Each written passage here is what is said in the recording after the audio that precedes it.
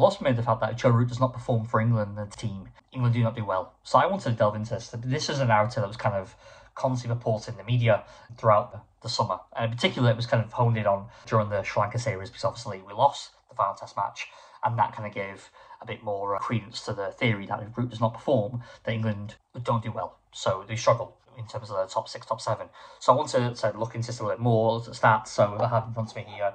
Well, first of all, we'll look at the first test series of summer against West Indies. And you'll see numbers here. So Root's average 72, Pope 59, Smith 51, Brook 49, Stokes 48, and Dockett 44. Obviously, solid, very solid averages there. So you've got 3 people averaging more than 50. Can't argue with that in the top 7. So great, okay. But then obviously, when we put under the pump a bit more, which we saw with the Sri Lanka bowling attack, which is more formidable, I thought, to be honest with you, West Indies would cause more problems on paper, but it wasn't the case. We dealt with them quite well. Despite the likes of Seals and Mark Joseph being there, Azori Joseph, we got them very well. But Sri Lanka posed a different type of threat.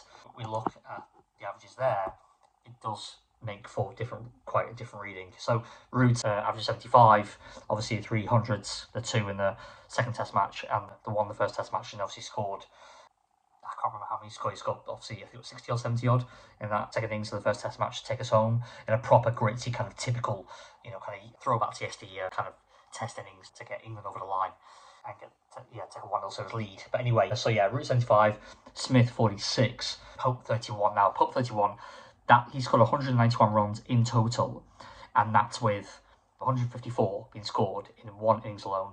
So he scored 37 runs in 5 innings, averaging 7. Appalling, really. Someone of his experience should be doing a lot better than averaging 31, especially as captain as well. So the captain could I didn't think captain that well anyway, but it's by the by ultimately. He averaged 31 with the bat. Okay, so Duckett 31, Brook, a poor series, actually got himself out a lot of times, averaged 30. Now, I mean, Atkinson averaged 31 with 100, fantastic, but ultimately, I'm looking at the batsmen here, the top 7.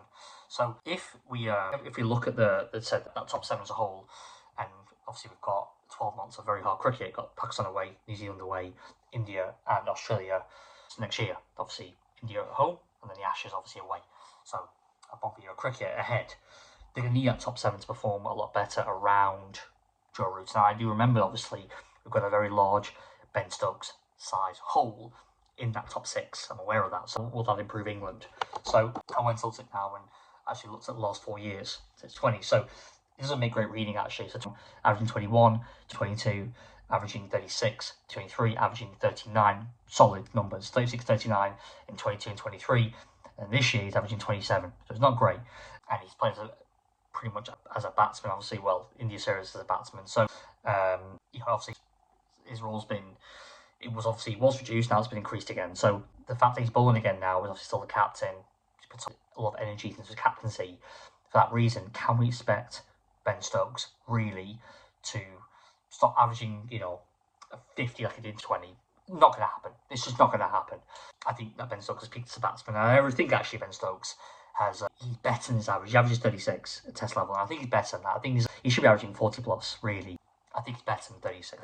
I know he's better than 36. His talent really warrants more runs. And I wonder if he's thinking about that himself. And I think he knows, obviously, he needs to support maybe Joe Root a bit more. But that's kind of like really the effects of playing this kind of baseball type aggressive cricket. You're never really sure, I think, when you're watching these England batsmen, of how they perform under pressure. And we've seen them capitulate time and time again. You never watch the likes of Crawley, Dockett and Pope, even Stokes to a certain extent, and expect them to really grind down, knuckle it out and score big runs. I don't expect that when I watch them at the crease. Joe Root is someone I would hang my hat on, absolutely, because he's one of the best batsmen to ever do it. We've seen him play all roles. He play block it out if he needs to sustain pressure, accumulate, score at a fast rate. We've seen in the past as well. All the shots in the book are phenomenal batsman, one of England's best ever. There's no doubt. And I mean, the fact he's got potential to surpass Sachin just shows that. But I do look at the team and think, well, what's the reason here? Why is this kind of this narrative being purported here that Root is really at the crux of the England lineup? I think it's because I think white ball cricket has a lot to do with it. I think there's lack of caring, but I think there's a lack of that focus that maybe that you don't see these guys apply themselves as much as they could. I think especially in the likes of the openers and Crawley and Duckett, I don't see them really fighting it out enough consistently over time. I do see Stokes doing it, and I see him, unfortunately, if anything, he gets out to good balls, he gets out, whereas I feel like with Harry Brook, as talented as he is, he gets himself out sometimes, but I feel like Harry Brook, he gets himself out, and he's better than he is. And I think you'll look at the summer, I know he's gone through a lot this year, his grandmother and everything, but I feel like he's, if averaging 30 is not good enough as well. Like, you can't just say it about Pope. Also, Harry Brook, he's around 2 years now. Granted, he's 25 years old, but he's had such a great start to his career. He's got so much ability. He should be averaging way more than 30. And he's expected to as well, because I don't see their reputations can't precede themselves. They need to perform better. And they're going to need these guys around Root to perform, because you can't expect him to continually pick up slack. These guys need to knuckle down in periods. We've seen a kind of modified baseball approach this summer, which is important to see after capitulation in India. But you need to see that, because as much as it's exciting to watch these guys and they're to entertain, etc., we ultimately want to see winning England sides. And if you can sustain pressure for a session or two at times when it's required, and Stokes and Brook, then that will help the likes of Root flourish, I think, because I think Root will always be Root. And I think he'll always score ultimately because he's that good.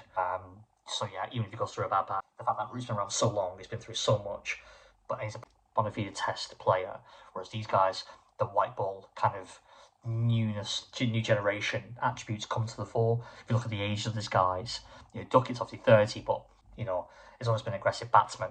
But the other guys, Stokes not included, are young, and they've kind of been brought through where white ball cricket has been so predominant in English cricket, and I think that affects them a little bit and affects maybe their attention at times. So yeah, this is a long video. It is not what I intended, but I haven't done a video think this long for a long time. Anyway, if you're still here, appreciate it. But I do want to get this out there and discuss these points. So yeah, anyway, if you like the content, please do like, comment, subscribe. Yeah, I'll leave it there, and I'll catch you on the next one. Cheers.